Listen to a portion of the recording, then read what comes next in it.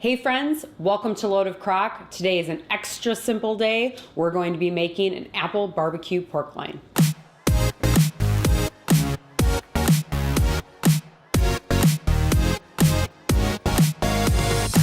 All right, you guys, as I mentioned, today is extra simple. This recipe only requires 3 ingredients. You might think that I'm pulling your leg, but I'm not, and I sure wish somebody would pull mine because I'm only 5'3". Having said that, 1 pork loin fillet, barbecue sauce, and apple fruit filling. I'm going to do it on high for 4 hours. I'm a little bit short on time because unfortunately it's a weekday. Spray the crock pot bottoms and sides. Add the pork loin fillet. Cover the pork loin with barbecue sauce. And finally, add the apple fruit filling to cover on top.